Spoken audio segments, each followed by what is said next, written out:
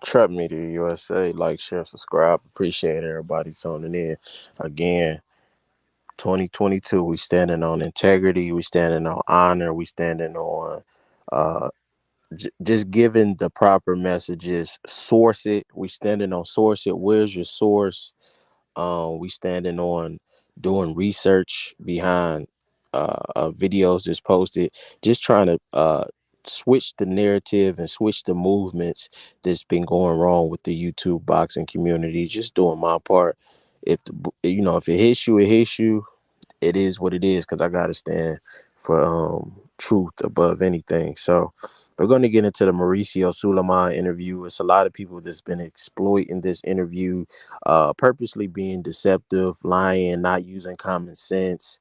I know if people were not smart, I would be like, okay, I had to give them, the benefit of the doubt. This was a child, or even a teenager that wasn't versed on people having second languages or something like that. I could give them the benefit of the doubt. But adults that's in this industry, in this field, I understand that they understand that when you're communicating with somebody from that may be speaking a second language as English, that sometimes they misspeak. Even when somebody English is their first language, you're doing an interview, sometimes you're going to misspeak on a word. But I'm not gonna take something, make it a headline. It's like the one of the biggest topics on the slow time in boxing. It's like when it gets slow, you don't have to make stuff up. Shout out to guys that are being creative during this time, that are digging in the crates during this time, that are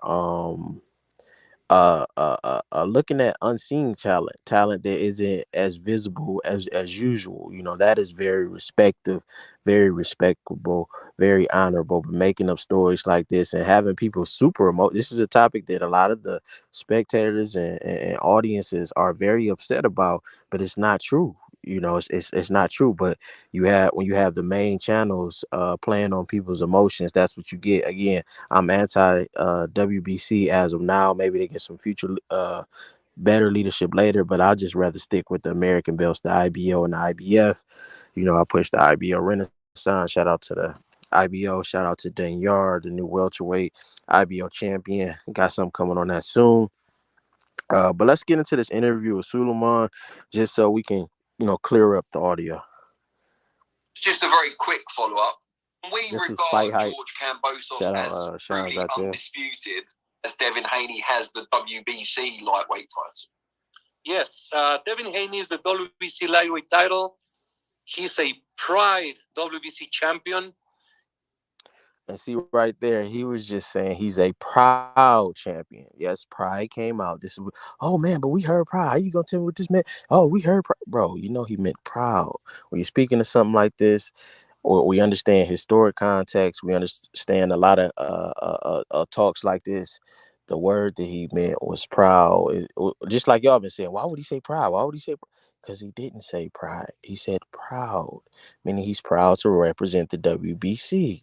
Just like a lot of these guys out, just like I heard all the y'all channels for years. Oh, the WBC, the most regarded. So y'all was proud of the WBC. Devin's proud of WBC. Y'all keep telling him to drop it. He's not going to drop it. Why? Because he's a proud champion. He's proud to represent the WBC. Even my guy Sean Porter, proud to represent the WBC. These guys love the Mexican title over the American belt. So it's weird. It's weird for me. I don't see why you would want to stay with an organization that's clearly anti-black. WBC, WBA, WBO is questionable. I'm rocking with the IBF and the IBO, but even though I don't rock with a guy, I'm not going to put words, and I'm not going to put out a fake story when I have, the common sense and the discernment to understand what he meant. He has grown into being a tremendous champion. He defeated Gamboa. And then he's just going into how proud he is of Devin Haney. So I just wanted to do that real quick. Again, it's not really all about the numbers with me. Of course, we would like to be bigger and stuff like that. And maybe that comes with time, maybe not. But I just feel like the right people is paying attention. It's not a personal shot per se. But, sometimes what you do in one field can translate over to how you do a lot of stuff. So it's not necessarily personal. So I don't get all like, oh, he's taking shots. If I wanted to take a shot, I would just say it. That's not what I come on here for. But I want to clean up. Just like when Floyd said he wanted to bring drug testing to boxing, and he might have known you was using something. But that wasn't necessarily just for you. It's for what's coming next after. It's going to be a different generation. We already see the young kids covering boxing. We see all of the influx of the women covering boxing. So if the standard isn't set properly, then you'll keep getting out of control. Just like overpaying these fighters early. Now we can't get any fights because they were overpaid for BS fights.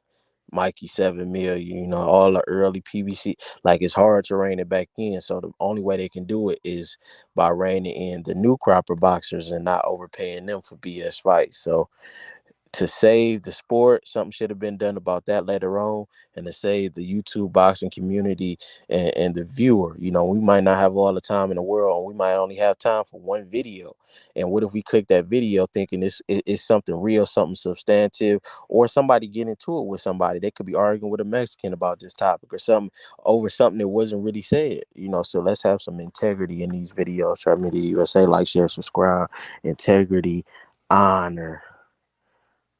We bringing that back to the innovation, integrity, honor, and innovation. We're bringing that back to the YouTube boxing community. I'm out.